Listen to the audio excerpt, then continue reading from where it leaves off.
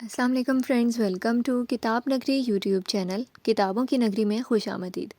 میں ہوں آپ کی ہوسٹ اقرا یاسین، اور آج میں آپ کے لیے لے کر آئی ہوں زہرا فاروق حسن کے قلم سے تحریر کردہ ناول تیرے عشق کی مجھ کو عادت ہے کے ایپیسوڈ نمبر 14 کو لے کر۔ اس ایپیسوڈ کو سٹارٹ کرنے سے پہلے جلدی سے کر لیجیے چینل کو سبسکرائب، ویڈیو کو لائک اور کلک کر لیجیے بیل آئیکن کو۔ اب آتے ہیں ایپیسوڈ کی جانب۔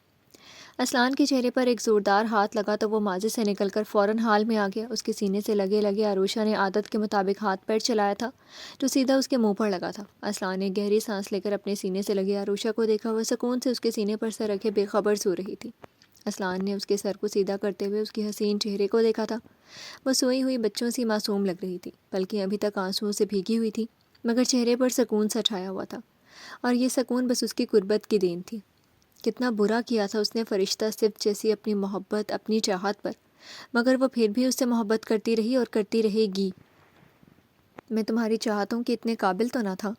یکٹک اس کے چہرے کو دیکھتے ہوئے جیسے اسلان کے دل میں دھیرے دھیرے درد سا کروٹ لینے لگا۔ عروشہ کو سینے میں بھینچ کر اس نے جیسے اس درد پر قابو پایا تھا۔ ان دونوں کے ماضی میں اتنے دردناک حادثے رونما ہوئے تھے کہ دونوں نے ہی دوسروں کے کیے گئے گناہوں کی سزا جھیل رہے تھے۔ بہت سزائیں جھیلی ہیں ہم نے، مگر اب نہیں۔ اب ان گنہگاروں کو ان کے کیے گئے ہر جرم کا ایک ایک بدلہ چکانا پڑے گا۔ وہ آنکھوں میں ایک عزم اور برف سے کاٹ لے کر اپنے اور عروشہ کے دشمنوں سے مخاطب ہوا تھا۔ اسلان نے اپنا چہرہ جھکا کر اپنے سینے سے لگے عروشہ کے چہرے کو دیکھا۔ وہ اس کی شرٹ کو مٹھی میں دبوچے بہت سکون سے سو رہی تھی۔ تمہاری آنکھوں میں جھلکتی محبت کو بہت پہلے اسلان میر نے بھانپ لیا تھا عروشہ اسلان میر، بس وہ پہلے مجبور تھا اور بعد میں بدگمان۔ بہت ظلم کیے میں نے، مگر اب اس سے زیادہ محبت دوں گا۔ وہ اپنے ایک ہاتھ کی انگلیاں عروشہ کے نرم پھول سے گال پر پھیرتا مسکرایا تھا۔ عروشہ کا کیا گیا ایک ایک اظہار اس کے زخموں پر مرہم سا بن چکا تھا۔ وہ بے خود سا ہو کر سوئی ہوئی عروشہ کے چہرے کو دیکھتے ہوئے لگاتار اپنی انگلی سے اس کے چہرے کے ہر نقش کو چھو کر محسوس کر رہا تھا۔ وہ اتنی بے خبر تھی کہ اسلان کی کسی بھی حرکت پر اس کی نیند ٹوٹ ہی نہیں رہی تھی۔ جس دن بنا خود پر قابو کھو کر میری قسم ٹوٹی تو تم اس دن کے بعد سے سکون سے سونے کے لیے ترس جاؤ گے عروشہ اسلان میر۔ اسلان کی آنکھوں میں چمک سی ابھری تھی اس کی مدہوشی پر۔ سرشاری سے ہنس کر اپنی وہی انگلی اسے اس کے ہونٹوں پر مار کر ایک مدہوشی سے وہ بولا تھا۔ عروشہ کو پھر بھی ٹس سے مس نہ ہوتے دیکھ کر اسلان کی مسکراہٹ اور گہری ہوئی تھی۔ پھر اچھے سے اس کے نازک وجود کو اپنے توانا بازوؤں میں سمیٹ کر وہ صوفے سے سنبھل کر اٹھ کھڑا ہوا۔ اب اس کے قدم سیڑھیوں کی طرف تھے۔ عروشہ کو کانچ کی گڑیا کی طرح اٹھائے اٹھائے وہ بیڈ روم تک آیا تھا۔ پیروں کی مدد سے ڈور کھول کر وہ اسے لے کر بیڈ تک آ گیا۔ بہت ہی احتیاط سے اسے بستر پر لٹا کر اس کے سر کے نیچے تکیہ سیٹ کیا، پھر کمفرٹر اس کے اوپر ڈال کر جھک کر عروشہ کی پیشانی پر محبت سے پر لمس چھوڑ کر وہ سیدھا ہو گیا۔ سائڈ دراز سے سگریٹ نکال کر لائٹر بھی ساتھ اٹھا کر وہ روم سے نکل کر بالکنی کی طرف آ گیا۔ نیند تو ویسے بھی اسے کم آتی تھی، آج تو ماضی کے اوراق پلٹے تھے تو اسے نیند کہاں تھی۔ سگریٹ سلگا کر ایک گہرا کش لیتے ہوئے وہ پھر سے نہ چاہتے ہوئے وہ ان دردناک یادوں میں کھویا تھا۔ اسلان حیرت سے کار سے شاہ نواز خان کو اترتا دیکھ رہا تھا۔ وہیں اب تک ہنستے مسکراتے عروشہ اور حشم کے چہرے پر بھی سرد سا تاثر چھا گیا تھا۔ ہانیہ کے چہرے پر ایک نفرت سی تھی انہیں دیکھ کر۔ بس ایک آنیہ تھی جو آنکھیں پھاڑے کار سے اتر کر اپنی طرف آتے اس شخص کو دیکھے جا رہی تھی۔ اس کی دوستی بہت سے مردوں اور لڑکوں سے رہی تھی، مگر یہ جو مرد تھا نا، اس کی بات ہی الگ تھی۔ کوٹ پینٹ میں ملبوس وہ مرد خوبصورتی اور وجاہت کا نمونہ تھا۔ ہیلو مسٹر اسلان میر، آپ میرے یہاں کیسے؟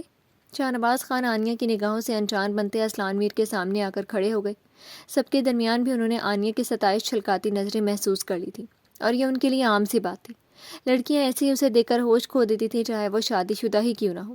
اب بھی آنیہ کی طرف سے بے نیاز بن کر اس نے اپنا ہاتھ اسلان کے سامنے بڑھا دیا۔ اسلان نے مجبوراً اپنا ہاتھ شاہ نواز خان کے ہاتھ میں دے کر مصافحہ کیا۔ مجبوری تھی، ورنہ وہ شاہ نواز خان کے گندے ہاتھ کبھی چھوتا نہیں جو ہر گناہ سے رنگے ہوئے تھے۔ بابا، اسلان سر عروشہ کو ڈراپ کرنے آئے تھے۔ حشم نے سنجیدگی سے اسلان میر کی آمد کے بارے میں شاہ نواز خان کو اطلاع دی۔ بابا؟ حشم کے بابا کہنے پر آنیہ کو یقین نہیں ہوا تھا کہ یہ اتنا حسین مرد دو جوان بچوں کا باپ ہے۔ کوئی مشکل سے یقین کرے گا کہ وہ شادی شدہ ہے، کجا کہ اتنے جوان بچوں کا باپ۔ اب اسے سمجھ میں آیا، یہ حشم اور عروشہ اتنے حسین کیوں ہیں۔ جب باپ ایسا حسین ہوگا تو اولاد تو اس سے بڑھ کر ہی ہوگی۔ میری بہن آپ کی بیٹی کی فرینڈ ہے، اور وہ اپنی فرینڈ کے گھر آئی تھی، تو مجبوراً مجھے یہاں ڈراپ کرنا پڑا۔ اسلان نے ایک دم سنجیدگی سے ساری تفصیل بتا دی کہ ان کے جیسے شخص کے گھر آنے کی کیا وجہ ہو سکتی ہے۔ عروشہ کے دل میں پھر سے چبھن سی ہوئی تھی۔ اس نے چپکے سے اسلان میر کی طرف دیکھا۔ اس کی آنکھوں میں شاہ نواز خان کو دیکھتے ہوئے جو ناگواری تھی، اس سے عروشہ کا سر جھک گیا۔ اس کا مطلب تھا کہ وہ جانتا تھا کہ اس کا باپ کیسا ہے۔ درد کی ایک تیز لہر اس کے وجود سے اٹھتی دل میں گھر کر گئی۔ اوہ اب آ گئے ہیں تو ایک کپ کافی بھی ہو جائے میری طرف سے۔ شاہ نواز خان نے ایک نظر خاموش کھڑی ہانیہ کو دیکھا، پھر اسلان سے مخاطب ہوا تھا۔ اس ایک نظر سے ہانیہ سہم گئی تھی۔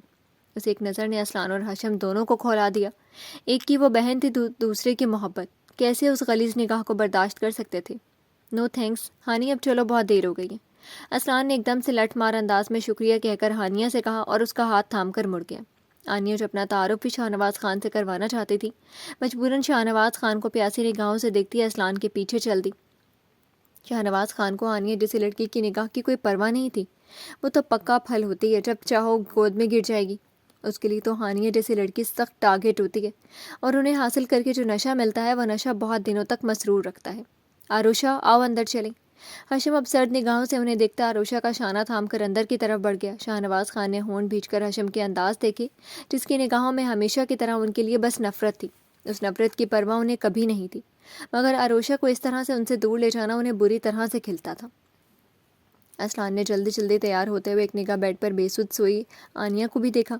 آج کل آنیہ کا رویہ اس کے ساتھ عجیب سرد سا ہو گیا تھا۔ وہ پہلے بھی اس سے بیزار رہتی تھی، بس مطلب پھر اسے اسلان کی پرواہ تھی۔ اب تو اس نے اسلان کو بالکل بھی اہمیت دینی چھوڑ دی تھی۔ اس کی مصروفیت تو جیسے اور بڑھ گئی تھی۔ دوستوں کے یہاں آنا جانا پہلے کم کیا تھا کہ اور بھی زیادہ ہو گیا تھا۔ رات بھی دیر تک باہر رہنے کا سلسلہ جاری ہو چکا تھا۔ وہ ٹوکنے کا سوچتا، مگر پھر اس خیال سے کون سا وہ اسے وقت دے پائے گا، اسے اس کے حال پر چھوڑ دیتا تھا۔ آج کل وہ اپنے نئے پروجیکٹ میں بری طرح سے مصروف تھا۔ دوسری اہم وجہ یہ تھی کہ اسے اپنی پوری فیملی کے ساتھ اپنی بیوی پر بھی اعتماد تھا۔ وہ شکی مردوں کی طرح نہیں تھا جو ہر بات میں بیوی یا بہنوں پر شک کرتے ہوئے ان پر پابندیاں عائد کرتے ہیں۔ اسے اپنے گھر کی عورتوں پر اندھا اعتماد تھا کہ اس کی عزت پر اس کے گھر کی عورتیں کبھی داغ نہیں لگائیں گی، اور اسی اندھے اعتماد نے اسے ذلت کی آگ میں دھکیل دیا تھا۔ جلدی جلدی اپنا موبائل اور بریف کیس اٹھا کر وہ روم سے نکل کر نیچے چلا آیا۔ لالا پلیز آپ مجھے کالج چھوڑ دیں گے، میں لیٹ ہو گئی ہوں۔ ابھی وہ جلدی جلدی ناشتہ ختم کر کے اٹھا ہی تھا کہ ہانیہ بھی تیزی سے بولتی اس کے ساتھ ہی ڈائننگ ٹیبل سے اٹھ گئی۔ تمہارا ڈرائیور کہاں ہے؟ اس نے ہانیہ کے لیے الگ سے ڈرائیور رکھا ہوا تھا، اس لیے پوچھتے ہوئے کلائی پر بندھی گھڑی پر نگاہ بھی ڈالی۔ ان کو کہیں جانا تھا اس لیے میں نے چھٹی دے دی، پلیز لالا مجھے چھوڑ دے۔ ہانیہ نے معصومیت سے ریکویسٹ کی۔ اسلان نے بس سر ہلا کر اسے اپنے پیچھے آنے کا اشارہ کیا۔ وہ تیزی سے باہر نکلا تھا۔ لالا میں جاتی نہیں، مگر وہ آشو ہے نا، وہ میرا گلا دبا دیتی، اس لیے آپ کو ڈسٹرب کیا۔ سوری کہ آپ ویسے ہی لیٹ ہو رہے ہیں۔ بیک ڈور کھولتے ہوئے اسلان کے ساتھ بیٹھتے ہوئے وہ معذرت بھی کر چکی تھی۔ آشو کون؟ اسلان نے ڈرائیور کو چلنے کا اشارہ کرتے ہوئے ہانیہ کو سوالیہ نظروں سے دیکھا۔ کیا لالا، میری ایک ہی تو فرینڈ ہے اور آپ اسے بھی بھول گئے؟ آروشا کی بات کر رہی ہوں۔ ہانیہ نے منہ بنا کر اپنے پیارے لالا کو دیکھا۔ اوہ، اس کے خیالوں میں پھر سے ایک حسین چہرہ گھوم گیا، جس کی معصومیت اور سادگی نے اسے اور حسین بنایا ہوا تھا۔ اسلان نے بس مسکرانے پر اکتفا کیا اور ڈرائیور کو پہلے آروشا کے کالج ڈراپ کرنے کا حکم دے کر سیٹ سے ٹیک لگا لی۔ آپ کیسے میری آشو کو بھول سکتے ہیں؟ ہانیہ کو اس کے اپنے بیسٹی کے بھول جانے کا کچھ زیادہ ہی غم تھا، اس لیے منہ بنا کر شکایت کی۔ وہ تمہاری فرینڈ ہے، میری نہیں۔ اسلان نے ایک نگاہ اپنی معصوم بہن پر ڈال کر نرمی سے جواب دیا۔ ہانیہ کو جیسے بات سمجھ میں آ گئی، اس لیے بس تائید میں سر ہلا دیا۔ ہاشم آپ کو بہت پوچھتا ہے، وہ آپ سے بہت متاثر ہے۔ ہانیہ نے ایک بار پھر سے پورے جوش سے بولنا شروع کیا۔ اچھا لڑکا ہے ہاشم، مجھے بھی مل کر اچھا لگا اس سے۔ اسلان نے تعریف کی تو ہانیہ کا چہرہ کھل سا گیا۔ اچھا، بہت اچھا ہے۔ آپ کو پتہ ہے لالا، ہم بچپن سے ساتھ ہیں، ایک ساتھ ایک ہی اسکول میں، بس ہاسٹل الگ رہے تھے۔ پھر ہاشم میڈیکل میں چلا گیا اور ہم یہاں۔ پھر سارے راستے ہانیہ اسے آروشا اور ہاشم کے سارے قصے سناتی آئی تھی۔ وہ بس مسکرا کر سن رہا تھا۔ زیادہ بولنا اسے پسند نہیں تھا، مگر خود سے جڑے لوگوں کی وہ ساری باتیں پوری دلچسپی سے سنتا تھا۔ جیسے ہی ان کی مرسیڈیز ہانیہ کے کالج کے گیٹ پر رکی تو ان کی کار کے سامنے اس وقت ایک بائک رکی تھی۔ اس بائک سوار نے جیسے ہی اپنا ہیلمٹ اتارا، ہانیہ کی آنکھوں کی چمک دگنی ہو گئی تھی۔ ہاشم اور آروشا؟ ہانیہ خوشی سے ٹہکتی بنا اسلان سے خدا حافظ کہے تیزی سے کار کا ڈور کھول کر نیچے اتر گئی۔ ہانی کی بے تحاشا خوشی بھری اجلت پر اسلان نے چونک کر کار کی شیشے کے پار نظر آتے دونوں نفوذ پر ڈالی۔ اسے دیر ہو رہی تھی، مگر نہ جانے وہ کیوں رک گیا۔ صرف رک ہی نہیں گیا تھا، بلکہ ڈور کھول کر باہر بھی نکل آیا۔ کار کا ڈور کھول کر باہر نکلتے ہوئے اسلان میر کو دیکھتی ہاشم احتراماً بائک سٹینڈ پر کھڑی کر کے نیچے اتر آیا۔ اس کے پیچھے بیٹھی آروشا بھی اپنے سر سے ہیلمٹ اتار کر بائک سے کود کر اتری تھی۔ ہائے اسلان بھائی، کیسے ہیں آپ؟ ہاشم اس کی طرف آتے ہی اس سے بغل گیر ہو گیا۔ محبت کے اس مظاہرے پر اسلان کو تعجب بھی ہوا اور اچھا بھی لگا۔ وہ مخلص لوگوں کی قدر کرتا تھا، محبت میں خالص پن اس کی کمزوری تھی۔ الحمدللہ، تم بتاؤ آج ادھر کیسے؟ وہ ہاشم سے الگ ہوتے ہوئے خوش دلی سے مسکرایا۔ اپنی لاکھ بے نیازی کے باوجود بھی اپنے اوپر جم جانے والی دو ہری آنکھوں کی بے خودی بھی وہ بھانپ چکا تھا، مگر ان دو آنکھوں میں دیکھنے کی اس نے بالکل بھی غلطی نہیں کی تھی۔ میں بس آشو کو ڈراپ کرنے کے لیے زبردستی بائک پر اسے لے آیا۔ عادت کے مطابق حشم نے پاس ہی کھڑی آروشا کے کان یہ بھی بتا دو راستے بھر میں اپنے بچنے کی دعا کرتی رہی ہوں۔ اپنے نازک شانے پر اپنے پیارے بھائی کا زوردار ہاتھ کھا کر وہ تپ کر بولی تھی۔ حشم کے کہے کے ساتھ ہانیہ کی ہنسی بھی شامل تھی۔ مسکراہٹ تو اسلان کے ہونٹوں پر بھی آئی تھی، مگر اس نے مہارت سے اسے لبوں کے گوشے میں دبا لیا۔ بائک کا شوق ہے تمہیں؟ اب بھی آروشا کو نظر انداز کرتے ہوئے اس نے حشم سے پوچھا۔ لگتا ہے میری بائک آپ کو بھی پسند آ گئی ہے۔ حشم نے اس کی نگاہ اپنی بائک پر دیکھ کر بڑے شوق سے پوچھا۔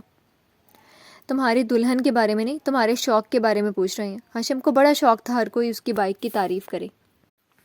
اسلان کا خود کو نظر انداز کرنا اسے اچھا نہیں لگ رہا تھا۔ وہ بار بار بول کر اس کی توجہ اپنی طرف کروانا چاہتی تھی، مگر وہ اسلان میر ہی کیا جو آروشا کو ایک نگاہ دیکھ لیں۔ ایک زمانے میں مجھے بھی شوق تھا بائک کا۔ اب بھی حشم کی طرف دیکھتے ہوئے وہ ایک ادائے بے نیازی سے آروشا سے رخ موڑ کر کھڑا ہوا تھا۔ واو، تو چلیں پھر ایک ریس ہو جائے، حشم نے چہک کر اس سے کہا۔ ہانیہ خاموشی سے کھڑی آروشا کے پاس چلی آئی۔ پھر کبھی تمہاری ریسنگ بھی دیکھ لیں گے، فی الحال ابھی میں آفس کے لیے لیٹ ہو گیا ہوں۔ ہانی میں ڈرائیور بھجوا دوں گا۔ حشم کا شانہ تھپک کر وہ ہانیہ کی طرف مڑا۔ ہانیہ کے ساتھ کھڑی آروشا پر اس بار اس کی نظریں ذرا دیر کے لیے رکی اور اس ایک لمحے میں ہی آروشا کی دل کی کلی کھل گئی۔ خدا حافظ، اسلان نے تیزی سے مڑ کر کہا تھا، اور پھر وہ رکا نہیں۔ اسی تیزی سے وہ اپنی کار میں بیٹھ گیا۔ اس کے بیٹھتے ہی ڈرائیور نے کار آگے بڑھا لی۔ بس کرنا اب نا، لالا چلے گئے ہیں۔ آروشا کو لگاتار جاتی ہوئی کار کی طرف دیکھتے ہوئے ہانیہ نے اس کے کان میں جھک کر سرگوشی کی۔ وہ ہانیہ کے کہنے پر سرد سانس بھر کر اپنا دل اور نظر دونوں موڑ کر حشم کی طرف متوجہ ہو گئے، جو محبوبہ کے بھائی کے جاتے ہی پکے عاشقوں کی طرح پوری دیدہ دلیری سے ہانیہ کو باچھیں چیرے دیکھے جا رہا تھا۔ شرم کرو، ہم کہاں ہیں، اسی کا تو خیال کر لو۔ آروشا نے ایک تھپ حشم کو لگا دی۔ شرم کیسی، میری بچپن کی بندی ہے۔ بڑی دیدہ دلیری سے وہ ہانیہ کو آنکھ مار چکا تھا۔ کوئی بندی نہیں ہوں، کبیر سنگھ کی اولاد۔ اس کی آنکھ مارنے اور بندی کہنے پر ہمیشہ کی طرح ہانیہ نے جل کر کہا تو حشم نے ہنس کر اسے پھر سے آنکھ ماری۔ ہانیہ نے ہاتھ میں پکڑا ہینڈ بیگ اس کے بازو پر مار دیا۔ وہیں آروشا اب بس کھڑی دونوں کو پیار بھری نظروں سے دیکھتی مسکرا رہی تھی۔ چلو آ جاؤ، ایک چکر لگا کر آتے ہیں۔ وہ ہیلمٹ پھر سے سر پر رکھتا ہانیہ سے بولا۔ آروشا کو جتنا ڈر لگتا تھا، ہانیہ اتنی ہی بائک کی دیوانی تھی۔ جب موقع ملتا تھا حشم کے ساتھ بائک کا مزہ لیا جاتا تھا۔ آشو کو کیسے اکیلا چھوڑ دوں؟ من تو اس کا للچا گیا، مگر آروشا کا بھی خیال تھا، اس لیے ہونٹ لٹکا کر ایک بار پھر آروشا اور حشم کو دیکھا تھا۔ یار ایک بات سمجھ میں نہیں آتی، تمہیں اپنے ہونے والے سیاں سے زیادہ اپنے نند کا کیوں اتنا خیال رہتا ہے؟ حشم نے شرارت سے دونوں کو دیکھا۔ میری نند نہیں، میری بہن ہے یہ، میری دوست، میری سب کچھ۔ ہانیہ پوری محبت سے پاس کھڑی آروشا سے لپٹ گئی۔ وہی حال آروشا کا بھی تھا۔ اور میں کیا ہوں؟ حشم نے جھٹ سے پوچھا۔ تم میری جان، ہانیہ نے بھی پٹ سے جواب دیا۔ اوہ سونیے، دل خوش کر دیا، چل نخرے مت کر، اب آ جا بچپن کی بندی۔ حشم نے اس کا ہاتھ کھینچ کر اسے اپنے قریب کھینچ لیا۔ ہاشو کے بچے تیرا گلا دبا دوں گی۔ اس کے بندی کہنے پر وہ پھر سے تپ گئی۔ پہلے بڑی تو ہو جاؤ، پھر میرے ڈھیر سارے بچوں کی ممی بھی بن جانا۔ حشم کے بے ساختہ کہنے پر جہاں وہ شرما سی گئی، وہیں ان دونوں کو دیکھتی آروشا نے کہا لگایا تھا۔ دیکھو میرے بچوں کا سنتی ہے، ان کی پھپھو کتنی خوش ہو گئی ہے۔ آروشا کے ہنسنے پر حشم اسی شوخ انداز میں ہانیہ سے بولا۔ اس نے اس بار بس اس کا کمر پر مکہ مارا تھا۔ بس کرو اب بک بک، تم دونوں جلدی سے جاؤ اور جلدی سے آؤ، ورنہ میں اکیلے میں رونے لگوں گی۔ اپنے ہاتھ میں لیا ہوا ہیلمٹ ہانیہ کے سر پر رکھتے ہوئے آروشا نے روب سے کہہ کر حشم کو دیکھا۔ آشو تو بھی چلنا، آئس کریم کھلاؤں گا۔ حشم نے اسے بھی ساتھ چلنے کے لیے اسے لالچ دیا۔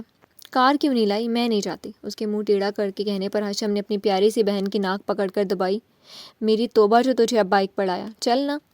ایک طرف اس کا دل ہانیہ کے ساتھ جانے کو بھی کہہ رہا تھا، دوسری طرف اسے آروشا کو اکیلے چھوڑ کر جانا بھی اچھا نہیں لگ رہا تھا۔ مرنا نہیں ہے مجھے گر کر، آروشا نے انکار میں سر ہلایا۔ ایک جھانپڑ لگاؤں گا اگر مرنے کی بات بھی کی تو۔ حشم سنجیدہ سا ہو گیا تو اس نے جھٹ سے اپنے کان پکڑ لیے۔ ہانیہ کے ہونٹوں پر مسکراہٹ آ گئی۔ بس آدھے گھنٹے میں آتا ہوں، تو اب اندر جا۔ پیار سے اس کا گال تھپک کر حشم بائک پر بیٹھ کر سٹارٹ کرنے لگا۔ ہانیہ آروشا کو ہاتھ ہلاتی اس کے پیچھے بیٹھ گئی تو آروشا ان دونوں کو ہاتھ ہلا کر خدا حافظ کرتی کالج گیٹ سے اندر چلی گئی۔ ہانیہ سرشار سی حشم کی کمر میں ہاتھ ڈالے اور اس کے کاندھے پر اپنی ٹھوڑی ٹکائے اس کی خوشبو کو اپنی سانسوں میں اتار رہی تھی۔ خود حشم کی خوشی کا بھی ٹھکانہ نہیں تھا۔ وہ بھی ہوا سے باتیں کرتے ہوئے اپنی بائک اڑا رہا تھا۔ حشم کی زندگی بس ان دو ذات سے خوشی سے آشنا تھی۔ اپنی ماں کے مرنے کے بعد اور اس حادثے کے بعد تو وہ مر ہی جاتا اگر آروشا نہ ہوتی، اور اس کے بعد ہانیہ اسے نہ ملتی۔ ان کی محبت نہ ہوتی، ایک اس کا دل تھا تو دوسری اس کی جان۔ خاص طور پر آروشا کے لیے تو وہ اپنی جان سے بھی قربان کر سکتا تھا۔ اتنی ہی محبت تھی اسے اپنی بہن سے اور آروشا کو اس سے۔ ہاشو اب چلیں؟ ہانیہ نے اس کی شانے پر ٹھوڑی ٹکائے ہی ہوئے ہوا کے زور سے اڑتے بالوں کو کانوں کے پیچھے کیا تھا۔ آروشا کا دیا ہیلمٹ اس نے لگانے کی زحمت نہیں کی تھی۔ ابھی صرف 10 منٹس ہوئے، 20 منٹس اور ہیں ہمارے پاس۔ وہ بائک ایک طرف سنسان سی جگہ پر روک کر اپنی گھڑی دیکھتے ہوئے بولا۔ اس نے عروشہ سے کہا تھا آدھا گھنٹہ، تو آدھے گھنٹے میں ہی پہنچ جائے گا۔ روک کیوں دی؟ ہانیہ نے تعجب سے بائک سے اترتے ہوئے حشم سے پوچھا۔ وہ سر سے ہیلمٹ اتار کر بائک پر رکھتا اس کی طرف مڑا۔ تمہیں دیکھ لوں جی بھر کر۔ حشم کی آنکھوں میں وارفتگی سی اتر آئی۔ ہانیہ کا ہاتھ اپنے ہاتھوں میں لے کر اس نے بائک سے اسے نیچے اتار کر اپنے مقابل کھڑا کیا تھا اور اسے یکٹک دیکھنے لگا۔ روز ہی تو دیکھتے ہو۔ جب بھی حشم کا موڈ چینج ہونے لگتا تھا وہ اس کی نگاہوں سے کنفیوز ہی ہونے لگتی تھی، ورنہ وہ دونوں آرام سے ہر موضوع پر بلا جھجک ایک دوسرے سے بات کر لیتے تھے۔ موبائل پر دیکھنا بھی کوئی دیکھنا ہوا، دیدار یار کا مزہ تو بس روبرو ملنے میں ہے۔ وہ اسی طرح اسے دیکھتے ہوئے اپنی گرفت اس کے ہاتھوں پر سخت کرنے لگا۔ ایسے مت دیکھا کرو۔ حیا کی لالی سے ہانیہ کے گال گلابی سے ہونے لگے۔ تو کیسے؟ ایسے؟ اس کی کمر میں ہاتھ ڈال کر اس نے ہانیہ کو قریب کھینچ لیا۔ ہانیہ نے گھبرا کر اس کے شانے اپنی مٹھی میں دبوچ لیے۔ شروع ہو گئے تم پھر؟ تمہیں معلوم ہے آج وہی ڈیٹ ہے جب میں نے تمہیں پہلے کس کر کے اپنی محبت کا اظہار کیا تھا، سو ڈونٹ سے نو۔ کم آن، مجھے اس مہینے کی ڈیٹ کا ہمیشہ ویٹ رہتا ہے۔ اس کے گلابی ہوتے گالوں پر جھک کر اپنے لب رکھتے ہوئے اس نے جیسے ہانیہ کو اور بھی خود کی باہوں میں سمٹنے پر مجبور کیا تھا۔ جگہ تو دیکھ لیا کرو بدتمیز، ہانیہ نے گھبرا کر آس پاس دیکھتے ہوئے کہا۔ آنکھیں بند کر لو، کچھ نہیں دکھے گا، وہ آنکھ مار کر کہتا اس کی کمر کو سختی سے جکڑ کر اپنے بے حد قریب کر چکا تھا۔ ہانیہ نے کوئی احتجاج نہیں کیا، بس اپنی آنکھیں بند کر لی تھی۔ حشم نے چھپ کر گلابی لبوں کو پوری شدت سے اپنے ہونٹوں میں بھر کر اپنی محبت بیان کرنی شروع کر دی۔ سانسوں سے سانسیں الجھ کر معطر ہو رہی تھیں اور دو پیاسے دل اپنے پیاس بجھا رہے تھے۔ چلتے ہیں، آشو اکیلی ہے۔ کچھ لمحوں بعد حشم نرمی سے اسے خود سے الگ کرتا محبت سے اسے دیکھ کر بائک سے اپنا ہیلمٹ اٹھانے لگا۔ ہانیہ نگاہیں جھکائے اب بھی سانسیں درست کر رہی تھی، چہرے پر حیا کی لالی بکھری ہوئی تھی۔ چل بس کر یار، ہو گئی کس ختم کر یہ شرم ورم۔ ہانیہ کے گلابی چہرے کو شرارت سے اس نے چپت لگائی تو بدلے میں ہانیہ نے بھی جما کر اس کے پیٹ میں ایک مکہ مارا تھا۔ اف، اتنا بھاری ہاتھ! یار تو قسم سے گاؤں کی چکی کے آٹے کی کھائی لڑکی ہے۔ وہ پھر سے پرانے موڈ میں آ کر اپنا پیٹ سہلاتا اسے ستانے کے لیے بولا۔ اسی لیے تو کہتی ہوں پنگا مت لیا کر، میرے گالوں پر چپت بس مجھے میرے لالا لگا سکتے ہیں۔ اپنے بالوں کو درست کرتی وہ گردن اکڑا کر اسے دیکھ رہی تھی۔ اچھا، ان کے ہاتھ کی چپت کھا کر تو سلامت بچتی ہے؟ اتنا بھاری ہاتھ ہوگا، 2.5 کلو والا۔ اس نے آواز بھاری کر کے شرارت سے کہا تو ہانیہ نے فوراً انگلی اٹھا کر دھمکی دی۔ حشم لالا کو لے کر مذاق نہیں، ورنہ اللہ توبہ، میں اور اسلان میر صاحب کا مذاق اڑاؤں؟ ایسی جرت کہاں! بالکل عروشہ جیسے انداز میں اس نے اپنے گال پیٹے تھے۔ ہانیہ کو ہنسی آ گئی۔ بک بک مت کرو، چلو اب۔ ہانیہ ہنستے ہوئے بولی تو وہ بھی ہنستا ہوا بائک پر بیٹھ گیا۔ جیسے ہی ہانیہ نے پیچھے بیٹھ کر اس کی کمر جکڑی، حشم کی بائک پھر سے ہوا سے باتیں کرنے لگی۔ ان دونوں کو یہ احساس بھی نہیں ہوا کہ پاس سے گزرتی ایک کار نے کیسی نگاہوں سے ان دونوں کو دیکھا تھا۔ اس کار میں بیٹھے شاہ نواز خان کی آنکھوں میں حشم کے لیے اور بھی نفرت بھڑکی تھی۔ جی تو فرینڈز، کیسی لگی آپ کو آج کے ایپیسوڈ؟ کمنٹ سیکشن میں اپنی رائے کا اظہار کرنا مت بھولیے گا۔ پھر حاضر ہوں گی نیو ایپیسوڈ کے ساتھ، تب تک کے لیے اجازت دیجیے۔ شکریہ، اللہ حافظ۔